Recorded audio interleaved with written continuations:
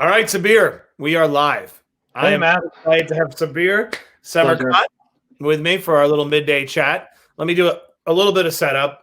For those of you who have been watching this completely manufactured word called Manifestor, the Manifestor mindset, which I've been enjoying doing with you and gotten a lot of great feedback about how important it is to communicate with each other during this crisis and really crowdsource solutions. I mean, how often is it that the entire population of planet Earth is dealing with the same exact fact pattern, the same exact problems, all from our homes, if we're lucky enough to be home?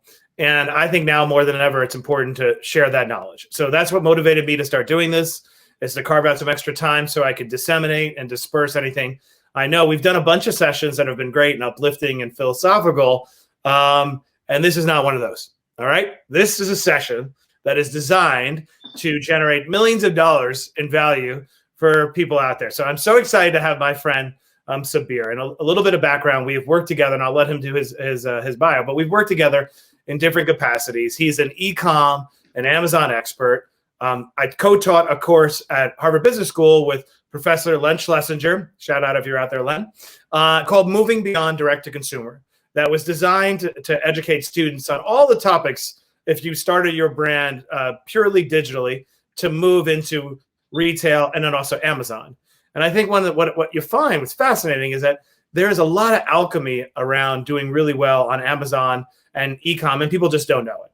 And so Sabir is one of these rare jewels. It was actually one of the most popular classes we offered over the course of the week, and got real tactical and into the weeds. So I'm going to hand it off to you, Sabir, and now for the next 30 minutes, 40 minutes, whatever it takes to create millions of dollars of value, we are going to help somebody out there right now transform their business. So why don't you describe your background?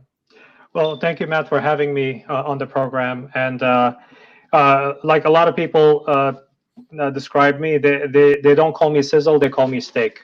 Wow. That's what I am. The big Just, words. That's just bold. just like our Governor Cuomo, just the facts, ma'am, just the facts. Nothing fancy there. So I have been in e-commerce, and I've been dealing with Amazon and working with Amazon for the past 20 plus years now. I've handled all sorts of different types of challenges with e-commerce. And when I say e-commerce, my experience is not limited to just marketing or building brand or sales or something like that. It's every aspect of e-commerce. So when you grow up, I was so lucky to have grown up with e-commerce from the very beginning of e-commerce. So I went through a lot of things where I had to figure out those things. Nowadays, you have a platform like Shopify or BigCommerce that allows you to put up your shop very quickly. Back in the day, I had to build up those platforms in order to deliver sites like Perialis.com, for example, or VitaminShop.com. Those platforms didn't exist at that time.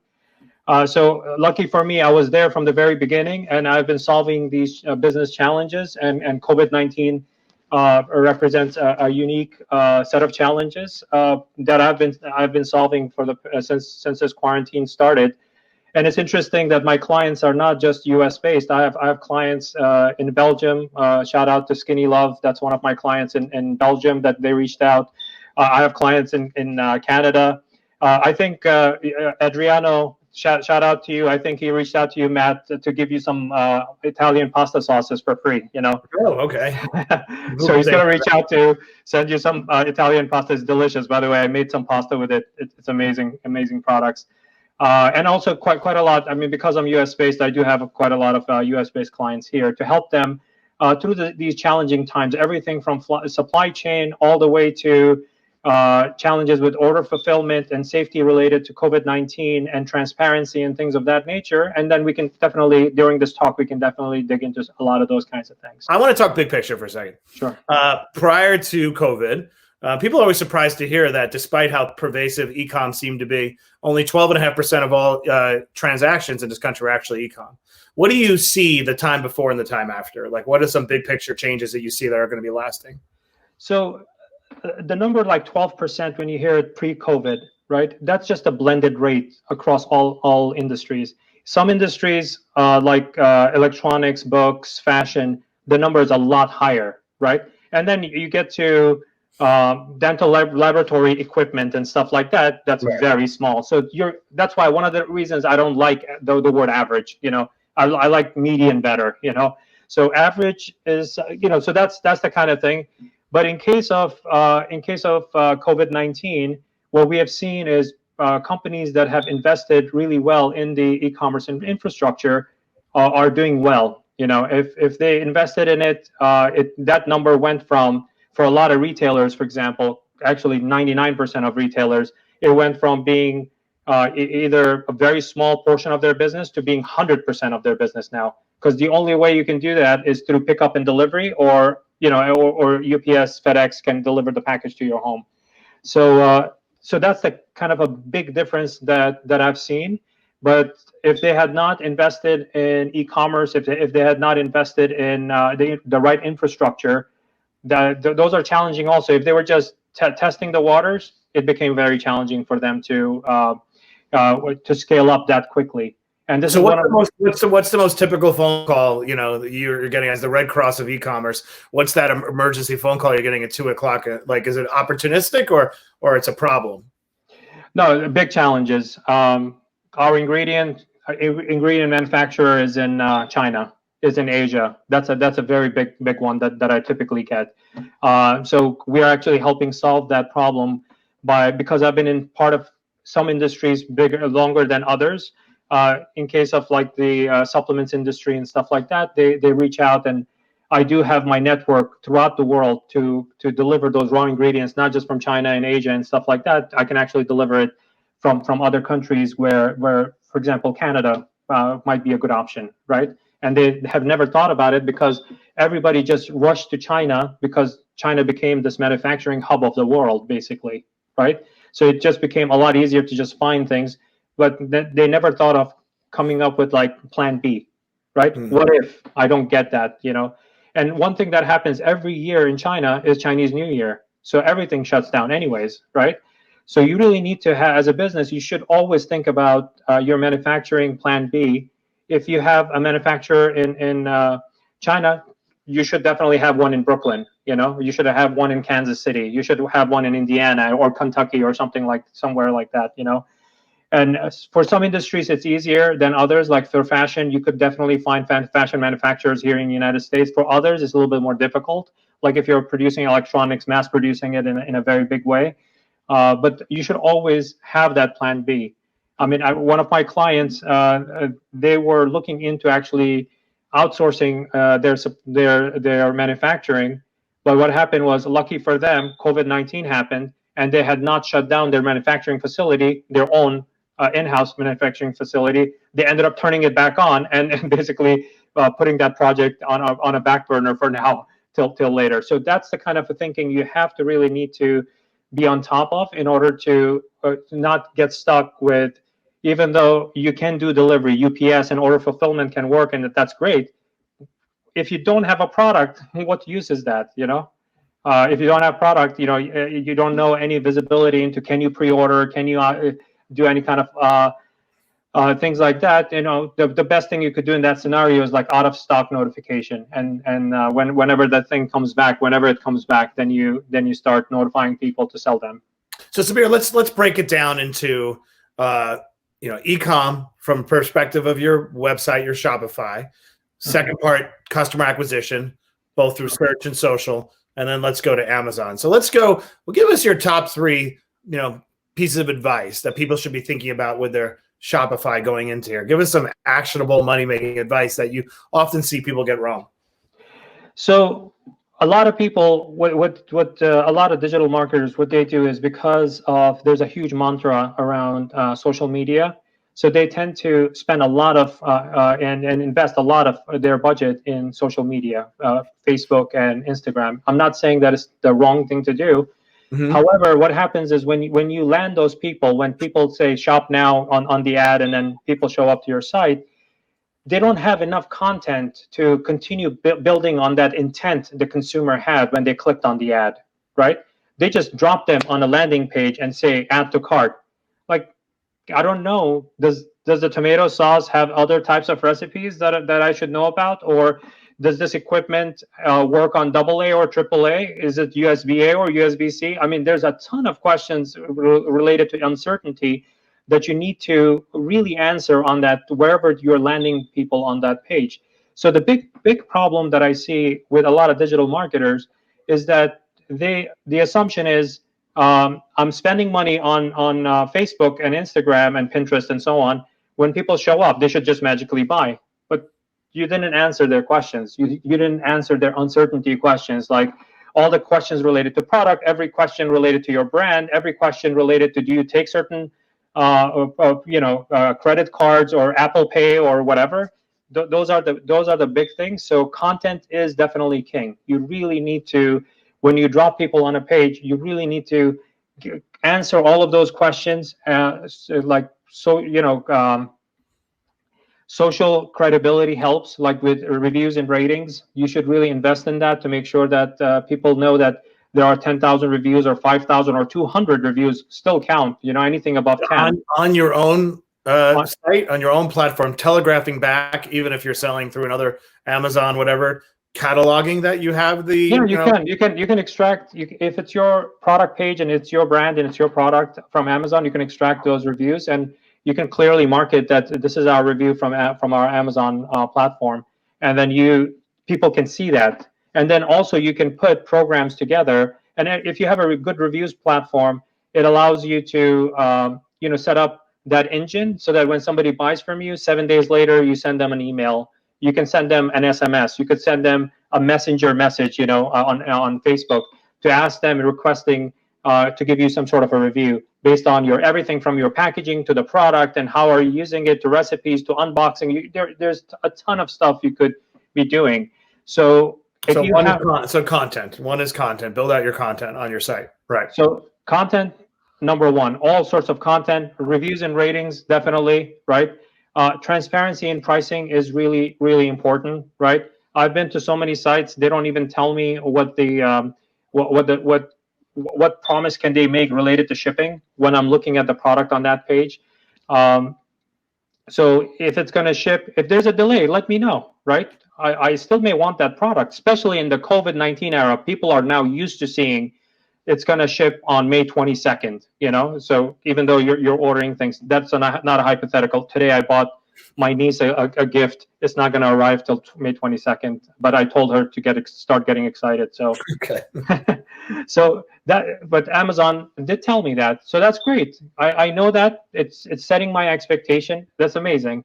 As far as shipping policies go, let me know that what is free shipping promo. If I don't hit that hurdle, what is going to be my charge? If I want to get priority shipping or expedited shipping because I really need that thing as close to Mother's Day as possible, so that, tell me those kinds of things. Those are the kind of what it does is I have this uncertainty principle, and what it does is it removes a lot of that consumer uncertainty from their mindset by giving them every piece of information they need in order for them to make a great buying decision. Okay. Once you do that, a lot of sites on Shopify and BigCommerce, they convert at like less than 1%. Quite a lot of them. That's majority, right? When you do this kind of content and reviews, ratings, transparency, and so on and so forth, and also obviously the product has to be good, because a bad product doesn't help anything. Nothing is going to help it. So when you do that, then you can take that less than 1% to start getting into very high numbers, like 8 to 10% conversion rate, which just sounds ridiculous, And just to be very precise for anybody listening at home that wants to apply it, those three particular tactics, you're saying you can see the conversion go from 1% to 8 or 9 by having content, being transparent. I've already forgotten the third. Reviews and ratings. Reviews and ratings. Okay, good. Let's take it to something that applies to every business out there. Anybody who was doing restaurants yesterday is trying to do some DTC component. Like pretty much everybody has become a direct to consumer brand for a period of time, or at least trying to, right? Even to keep your team busy. So there's a little bit of mythology out there that customer acquisition costs have either gone way down or have gone up. Mostly people think they've gone way down. But can you just sort of give your general take? Is it cheaper to buy ads, and what kind of ads? Does it depend on which area? Just give me your state of the union. So I think right now it's incredibly cheap to buy ads. Customer acquisition has actually come down in the industries that I'm playing in right now. And you mentioned restaurants and food group, CPG type companies. It has come down tremendously because people are If you go into a physical store shelf like a supermarket, you can see some of those aisles are completely empty, right?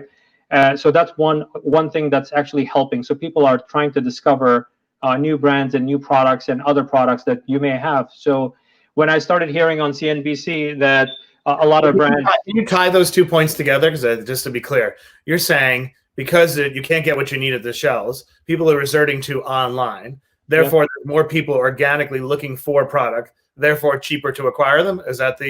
Yep. Okay, that's interesting. It's cheaper to acquire them. And the other thing is when you're in quarantine or lockdown and you cannot, you don't have that much options, you get bored. So you want to actually try and experiment with other things. So it's possible if you've watched, YouTube videos to people going live on their Facebook showing what they're cooking and stuff like that, that has increased also. There's a lot of behaviors that didn't exist pre-COVID. In post-COVID world, a lot of those things have become kind of the new normal now, right? People are cooking more. People are homeschooling their kids to where they may have, not done that before because kids are now with them and they're homeschooling them. To spending time with family and things of that nature. A lot of behavior has changed. With that comes things like doing things together.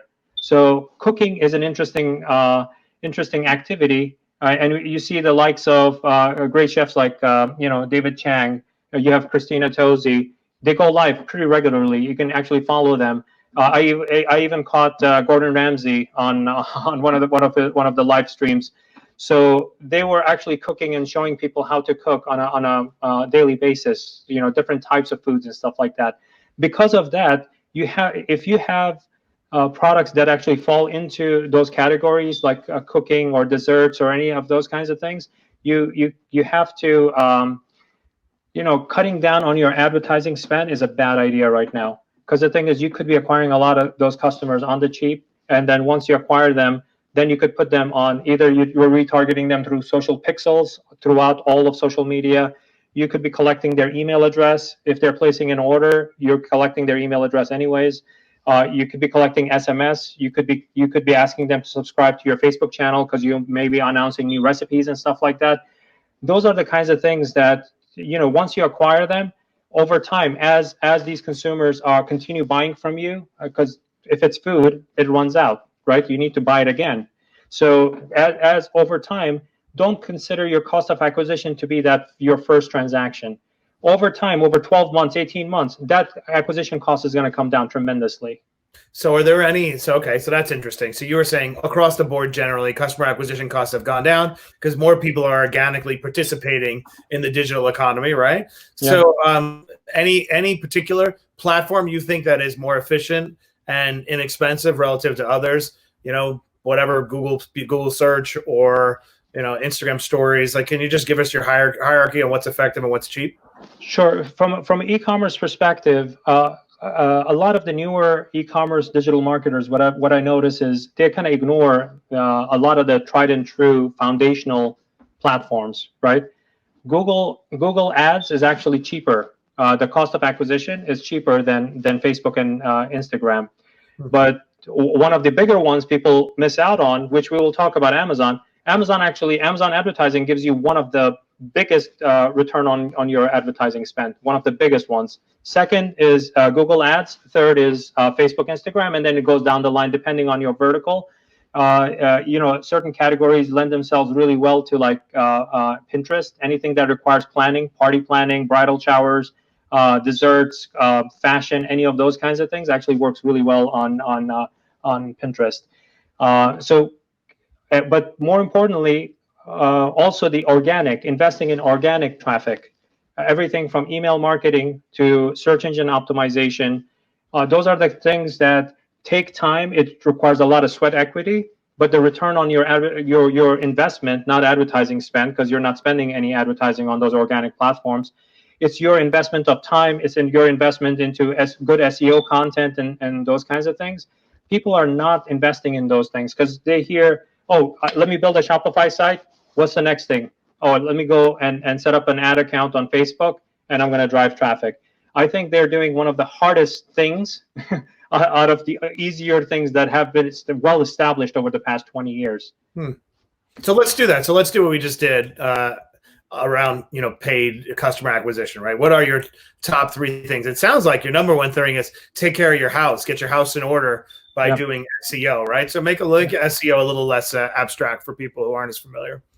Sure. So whenever you go on Google, I'm going to just define it a little bit first. When you go on google.com, which is one of the top search engines besides YouTube and Amazon.com, people go there. They are looking for all sorts of different things. Anything from just a brand name with a product name to all the way, for example, shout out to Magnolia Bakery. So Magnolia Bakery banana pudding, that's world famous, delicious, by the way. You guys all should buy it. See, I'm hustling here too. Yeah, no, I love my it. Clients. It's delicious, and it comes in also red velvet, which is also delicious. When people type those kinds of things in, are you really investing in search engine optimization, which means are you building content on your landing pages, on your Shopify site, on your BigCommerce site, so that when people do show up, when they search for it, you do rank on that first page of Google.com. And also Bing has quite a bit of interesting traffic also, which I do invest my time into Bing because it brings in different kind of demographics than Google does, which really tends to be much more general. I haven't heard anybody say that, actually. Really? Yeah.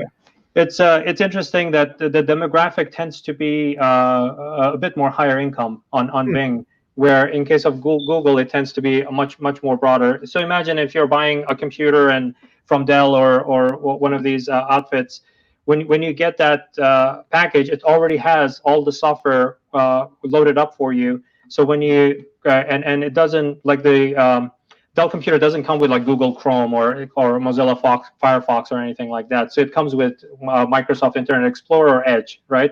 When you start that up, it's Bing.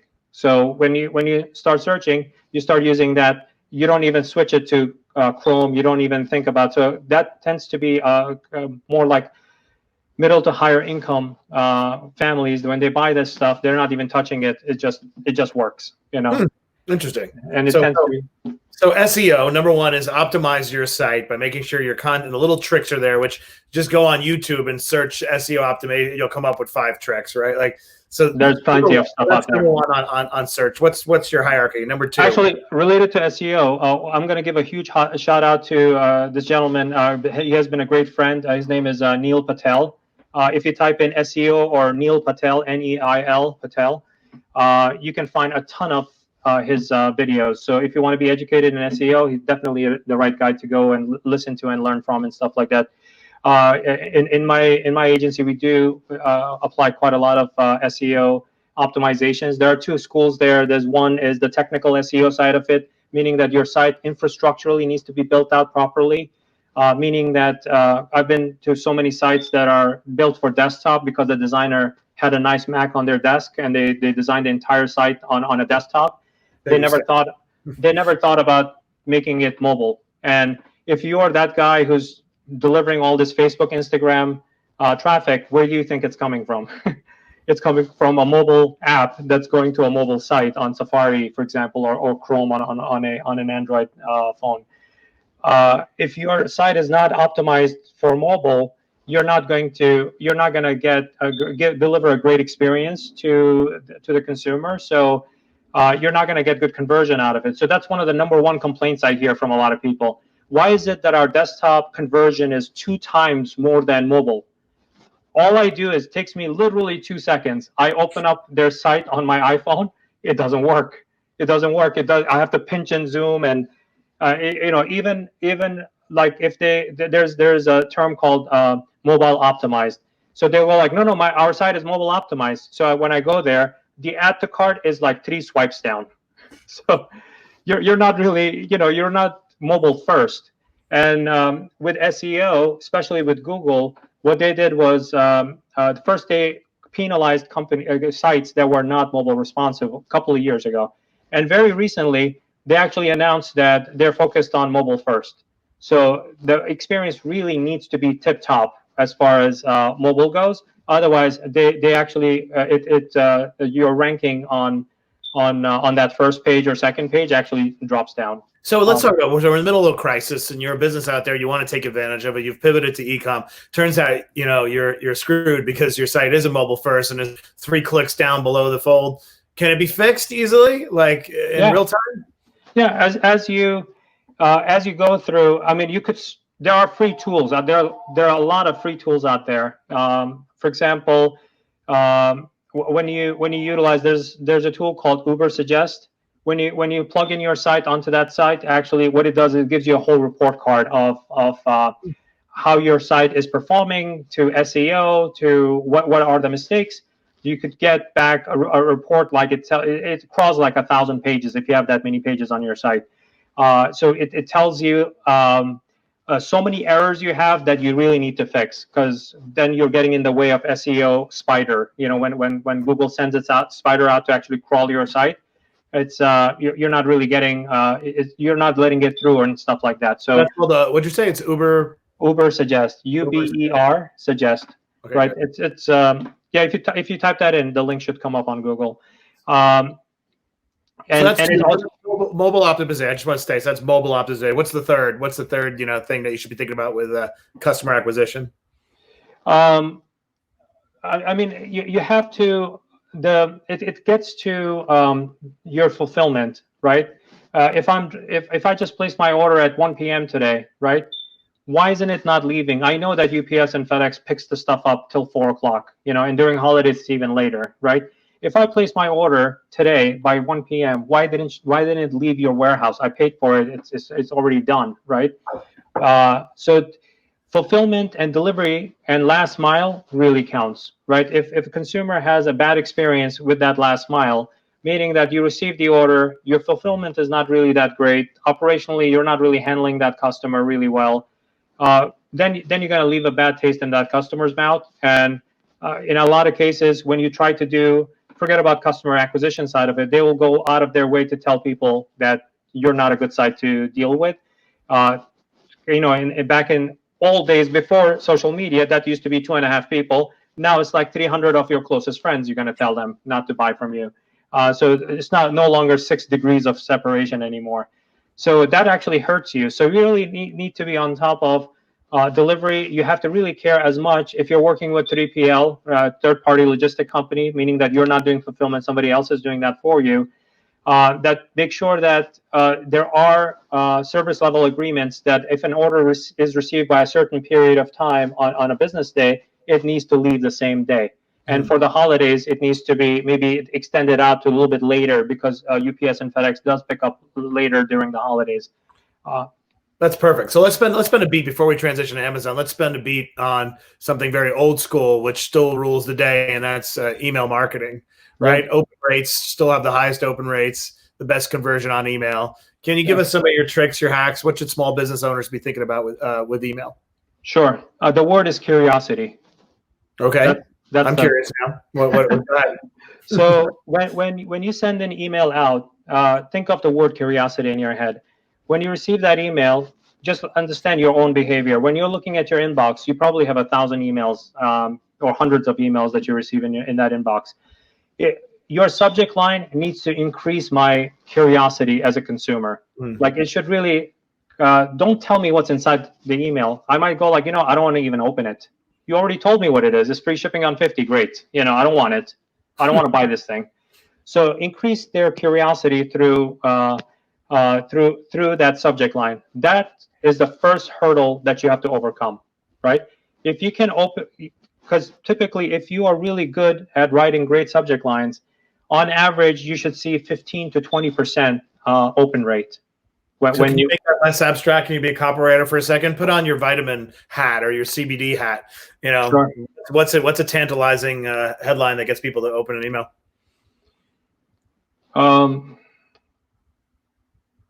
Is the current lockdown stressing you out? Okay, I got it. Something that's like useful information that makes you want to delve. Timely. Yeah. That's not transactional. Right. Yeah. And it's a little bit opaque that gets people to pay attention. Got it. Okay, good. So it increases curiosity. You open that email up. So that's the first hurdle. You get 15 to 20% open rate. By the way, I'll tell you also a hack to get that from 20% to 60%. Don't bury the lead. Stay tuned. So Okay. once you open that email up, what you should do is now you're carrying on that conversation and even increasing that curiosity even more, right? So that, because the next trick is for you to actually get them to click, right? So I want them to click. So give them some value, good value, but not all the value. But then give them a call to action so that they can come and further explore, because you want them to drop onto your site.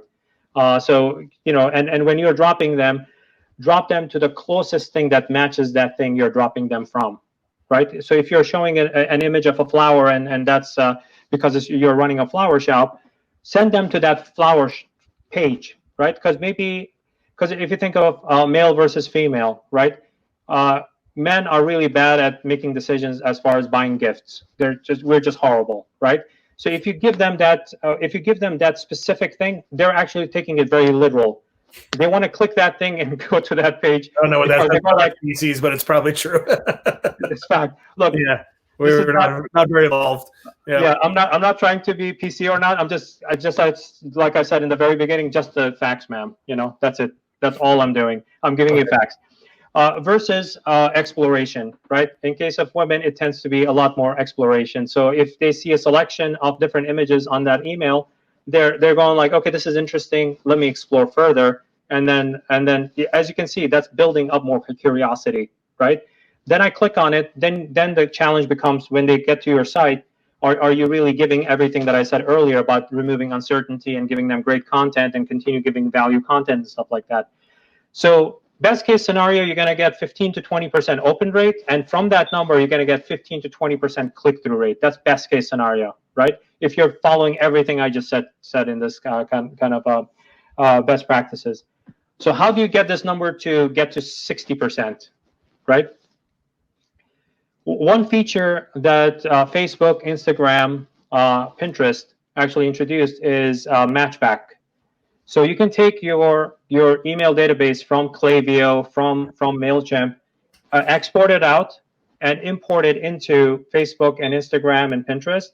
And it takes a couple of hours. What Facebook and Instagram and Pinterest and also Twitter does it. Snapchat did introduce it very recently also, because all of them are going to get into this bandwagon. What they do is they look at those emails and they match it back to the profiles on their platform to see how many people match back. Typically, that number tends to be between 60 and 70%. So now what you could do is whatever message you're sending out, for example, let's say Magnolia Bakery does a mom cake, right? A beautiful Mother's Day cake. When they send the email out to their database, they're going to get 15 to 20%. Let's say they have 100,000 people in that list. They're going to get 15,000 of them opening it up. And then out of that 15,000, let's call it 20% click-through rate, they're going to get 3,000 people to their site. And from those 3,000 people, let's say if it converts at, let's call it 3%, that's how many orders you're getting from that, right? So how do you increase the productivity of your email? You take your email database, export it out, import it into these social platforms, and it does a match back. And from that match back, you're going to get 60 to 70% of people who are going to match back. And to be clear, all the privacy is protected, right? This is all blind data at the end of the day. Actually, yeah, none of them tell you who matched. Right. So all it tells you is the match was these many numbers. In fact, Facebook and Instagram does not even tell you that. This is because of privacy, we can't even tell you the number, right? Some other platforms, they do tell you what it is so that you know how much data you uploaded and you can get your rate, matchback rate. Even Facebook, traditionally, it has been about 60% matchback on that. So I want to leave enough. So I got it. It's a matchback. I want to leave enough time to do Amazon before Sure. that's the. Let's shake it off. Stretch for a second because you've been amazing. You're like downloading it. No one will ever need to hire you again, too. I'm sorry, I completely ruined your business model. But let's take a beat, take a breath. Sure. By the way, just to close that up. Yeah. Then on that matchback, you put a little budget, $500 to $1,000, and then you could take the same message you had in that email, just optimize it for an ad, for social ad, and then you can broadcast it to those people, and those folks are going to see it at the top of their feed. Okay. So Google Matchback, learn more about it, but it's very effective is what you're saying. Yep. So Amazon, right? Prior to COVID, there was a debate to Amazon or not to Amazon. Those days are over, right? So let's just, in the simplest way possible, orient the different ways one could sell on Amazon in terms of what capacity. And then let's just go into your top 5 most important suggestions about how to crush it on Amazon. Sounds good. So there are many ways to working with Amazon, but the 2 main ones is as an Amazon seller and an Amazon vendor. Amazon vendor is easier to explain. Amazon vendor, the relationship basically becomes that you're distributing your product, you're kind of wholesaling it to Amazon. Amazon acts like a retailer, just like you would sell your products to Walmart, to Best Buy, to Macy's, and then they write a PO, they get a hold of your products, and then they start selling it. Those listings say sold by Amazon, shipped by Amazon. So that means that basically they get a hold of it, right? And then there are things you could do as a vendor on the platform, like doing content optimization and taking care of your brand presence on the platform. You get those benefits that come with it, right? The other one is Amazon Seller, which is a majority of people that sell on Amazon. Basically, you sign up. Anyone can sign up. Literally, anyone can sign up, and you just put your products up on the platform. You could be retailing other people's third-party brands, and you become one of the 10 or 12 or 50 sellers that sell that product. Or you're making your own, producing your own product. It's your own private label, and then you're selling those products on the platform. If you're selling other people's products, you don't really have that much control, except for just price. You can say that my product is $12 and other people are selling it for 15. That's the only much control you have over that. But if you have your own product, you can go through a process called brand registry, which basically, if you have a trademark on your brand and your product, you could submit that to Amazon, and then Amazon gives you almost vendor-like treatment, where you have access to certain features on Amazon so that you can enhance your brand presence on the platform. So here's the bottom line, right?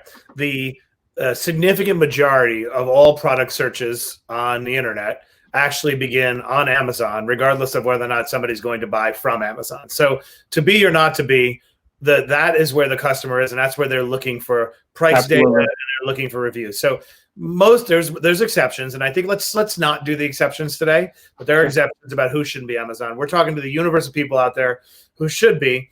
You once told me poorly optimized, Amazon page conversion 5-10%. You can move that all the way up to 50-60%, right? Yep. Let's build up from the floor up to that with your top 5 most important tactics. That I was surprised how much the alchemy in such a granular way. So anybody out there will have to bear with us because this may make your head spin. But these are very hyper granular, but they actually can make the world of difference. So let's move that conversion all the way up from 10 to 50% on your top 5 tactics. Sure. So to start with, let's go with the top of the page, at the very top of a product page. Make sure that you have 7 images, and each image is really optimized for selling, right? So if it's a branded image, you're not going to do really well. But if it's a selling image, you'll do well, right? If there are certain benefits you want to call out, right? If it's iron-free, call that out. If it's gluten-free, call that out, right? If it runs for 12 more hours than the other earphone that doesn't run that long, call those kinds of things out in the second image. 7 images, by the way. You've always said this, and I never understood how you figured out it was 7. Because you have the front of the product facing forward. You have the kind of the back or the side of the product. You have a usage. You have a lifestyle. You just have to, and different uses and recipes. You can add those things in there. So those are seven images, and then I would also add on a video. A video actually helps with conversion. It boosts conversion. So that number you said 5 to 10%. If you want to take that to 40, you add a video. Add a video that's useful, not a branded video. And if you want to have ideas about what a good selling video is, this weekend watch QVC or HSN for a couple of hours, and you'll get it. Where every second make that less abstract. When you say not a branding, a selling, what's the difference between a branding and a selling video? A branded video just talks more about the brand. So it talks about how great the brand is and how great they are and how they're great to the environment and stuff like that. in the world of e-commerce and digital, nobody cares about the brand. They care about, and I'll explain what I mean by that. They care about themselves. So the consumer is in the center of that universe, right? If you give experiences related to them, that how is it going to help me as a consumer? If you answer those kind of questions, then if you watch infomercials, they have the clumsiest people cutting the thing and showing like, are you still doing this way? And then then they tell you that you don't have to be doing it this way. Look at how this magical knife is going to cut everything for you. So that's a very selling copy. That's a selling video. It's actually going after my psychology and my mindset and my pain as a consumer, and you're solving my problem, right? I like what you said though, but the easiest way to determine is the customer at the center of your video. Yep. The customer's intent in their journey, right? Is this yep. Got it. Love it. Okay, video can move you to 7 pictures plus video moves you to 40%. So your product title and the 4 to 7 bullet points that Amazon gives you, you should optimize that for Amazon SEO, for Amazon search engine optimization, because the #1 activity on Amazon is by far is search. And even if you include voice, like Alexa, it actually adds up. That number even adds up more. Voice as a search engine. So you really need to make sure your product title and the 4 to 7 bullets that it gives you, that it's really optimized for searches related to that product that you have on this page, not brand, that product specifically. So the more you optimize that, you're grabbing a lot of the organic traffic, meaning that you don't have to spend money on Amazon advertising. Organically, you could be growing tremendously on that. So that's that. The other features on the right-hand side of that top of the page are things like your price. Make sure that you're optimizing your price for the platform. If you are in control of the brand and you don't have any unauthorized, you don't have any authorized retailers that should be selling on the platform, you need to kind of clean that up. It takes a while, and it could anything from messaging the seller to stop selling your product, because they may have gone to Walmart. If you sell at Walmart, they may have gone to Walmart and picked up and they found that arbitrage that Gary Vee, shout out to Gary Vee, calls out arbitrage. They bought it for $6 and now they're flipping it on Amazon for $11, because it was just not there. But they're not an authorized seller, so you really need to figure out how to get rid of them. It could be anything from just messaging them to cease and desist all the way. Legally, you need to take action. Other features are if a product is replenishable, like food and vitamins and stuff like that, subscribe and save. Make sure that your product, you're working towards getting that kind of a subscribe and save type of functionality. And then that's basically optimizes the top of the page. Now your top of the page is in a tip-top shape. That now you're getting that number to now 40% conversion rate. Now, if you page down, actually there's one more component at the top that actually refers to the bottom of the page. Reviews and ratings. You need to make sure that products are set up on an automated way for you to reach out to people who buy your products to ask them for a review. There's a myth or misunderstanding that Amazon sends that stuff out. It doesn't. It doesn't send that out all the time. It just does it for re-engagement of people who are not engaged, to bring them back. So as a brand, it's your responsibility to do that, right? So you need to set that up to make sure that when somebody buys your product, within 7 days, you're sending an email out to them to thank them for the purchase. Or if it's a technical product, I would send an email immediately to tell them to check out this video, that video. Here's a quick recipe. While you're waiting, check these things out to educate yourself about your purchase. So when it arrives, they know what to do with it. Then when you page down, and by the way, the regular myth mantra everybody says is if it's more than 10 reviews, it's good. That's just is one of those words also, like average, that I hate. It's the category you're in. Check your category. Look at the top 10 products in your category. Amazon, the website tells you what the top 10 products are. Look at them. If in your category the average is 10,000 reviews, you know what? Your minimum is 10,001. That's the number. That is not 10. So just be more cognizant of that. And in the categories where your competition is not actually invested in reviews and ratings, try to get your number up as far as possible so that you have one of the best reviews, because consumers look at that. They go like, wow, this is 10,000 reviews and 4.5 stars. That's 45,000 votes that this product is great. So from that perspective, you really need to invest in it, because it actually pays dividends. That your conversion rate just goes up from there. Now let's come down to a little bit lower. When you look at product information, make sure that your product is categorized properly, that you're in the right categories that you should be in. I've come across so many products that they don't belong in that category at all, and Amazon has not come along to clean it up yet. So you really need to make sure that you're in the right category, so that you're surfacing in the right categories based on intent, what consumers are searching, so that Amazon can serve you up as one of the potential options as a product. Then the next section is related video shorts. Related video shorts, and every brand nowadays has enough videos to be loaded up. Not many people do it. So that's one of my hacks too. If social media influencers are covering your product, get those videos. If you have rights to it, get those videos, load them up. If you have recipes, if you're any kind of a business that has a chef, for example, put up their recipes regularly. Almost treat that section as an editorial platform for you. Load those videos up on a regular basis. If you can do it every week, great. So that it just keeps on getting refreshed more often. If there is any kind of other reviewers, other social media reviewers, especially if you're in electronics, that they covered you in top 10 gadgets you should check out on Amazon, for example, get that segment, put that stuff up. They're getting more mileage out of their video, and you're getting conversion out of that.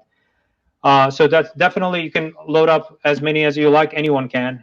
So that continue loading that up. Next section is Q&A. The question, on your Shopify site and BigCommerce, I said, you need to answer a lot of uncertainty questions. If you know what those uncertainty questions are, especially if it's in the area of food, is it keto? Is it paleo? Is it gluten-free? Is it kosher? Is it certified kosher? Is it halal? Is it all those questions, right? Come up with a question, answer those questions, and especially if you see a trend that a lot more people are asking you, does it mix well? Do you need yeast with it? Whatever, make sure that one of your bullets up there and at the top of the page, you're actually saying that, answering that question in those 5 bullets, because that's a normal question everybody's asking you. Don't bury it in Q&A. And then next part of it is all of the detailed reviews and ratings. Ideally, what I ask people to do as a part of best practices, set it up for verified purchasers. A lot of brands and a lot of specifically certain nationality sellers, they tend to bring in fake reviewers. There are a lot of fake reviews, and they tend to be not verified purchases. So just make sure that double down on verified purchases and continue building up your reviews based on verified purchases. You get a lot more value from that, because even Amazon puts all the non-verified reviews onto the right-hand side, and everything that's in focus is all of your verified purchases. So one more bonus. Okay, good. Oh, all right, keep going. What percentage are we up to now? 50% conversion? So the next part of it, actually, there are 2 more things. At the top of the page, it does give you a link to your brand page. A lot of brands, they just put product listing. You could actually create an amazing brand experience on that brand page, so that you could show videos, you could show more about your brand, more lifestyle photos and stuff like that. That can click off to that page, so that you could deliver an amazing experience. So there, you could put things like, or we're a sustainable product and blah blah blah, and how great you are with your employees and factory, and how you give back to the farmers, and whatever story you want to tell at a brand level, you can do it on that brand page. The next part is where now you're going from 40% to 80%. It's called A+ enhanced content. The name keeps on changing, but this is the section that you can actually, it comes in like 5 modules. You can actually dress it up. I tend to also not only do the visual part of it, I actually do SEO optimization of that content too, so that I'm getting double bonus. It doesn't help with Amazon SEO. It does help with Google SEO. And the number 1 index site on Google is Amazon. So the more you can optimize that section for SEO, but also make it friendly for consumers to consume that content too. Visuals are very good. Right under it, then it's your SEO content and text that you're putting in. I've recommended to some brands where it made sense to actually use that seasonally to make it almost like an editorial page. So if you're selling food, the same product that you're using in winter, you're going to use it differently with your spring recipes or your fall recipes or summer recipes, and you're doing barbecue. It's a different story to tell. Change that page out like 4 or 5 times a year. During the holidays, change it out to give different types of holiday recipes. So you could use that platform, and as you're changing the content up, Google also sees that this page is interesting, it's changing, so that it gives you value from an SEO standpoint too. So And that's where you get to 80% with some retargeting, some ad spent on that. All right. So in about take a breath, take a glass of water. So in about by the way, I'm fasting. Oh, okay, good. No coffee, very clean. Okay, good. All right. Well, don't pass out, because that was a lot of content in an hour. So let's just talk big picture. Sure. Anybody out there who's watching, and this will exist, online forever. I wanted to do it because so many people are going to be figuring out, how do I pivot during this crisis, but also how do I reinvent myself, right? How do I go ahead and figure out, how do I build a business online? Maybe I'm forced to build a business. Maybe I'm forced to reconsider how my life is structured. Maybe I had a product idea and I never had the courage or the impetus to go ahead and do it. The point is that there are so many different ways in which you can give yourself a competitive advantage just by learning, right? I always believe that we don't have an information problem out there. Most people have an implementation problem, right? The answers to the test are out there, and you have always been such a generous person. With anybody I say, can you help this person out? You just jump right in. You don't care about, you're never concerned right away with the contract. You put the information out there. You just gave away hundreds of thousands of dollars of advice. Like, literally, what you just gave on Amazon is enough to transform a typical person's Amazon business. So my message to anybody out there who's either struggling or sort of thinking about taking this step, this session is for you to say it is possible, and you'd be shocked by how few people take the time to learn what Sabir was talking about. This isn't magic. This isn't a mystery. It just takes time and effort. And I want to demonstrate in 1 hour that there are a whole series of tactics that you could go and implement that could literally transform your business or give you the tools to start a new one. But Sabir, what are we missing? What do you want to leave? I'm going to give you the final word, because you've been so generous with your time and your energy. What are we missing, and what do you want to say?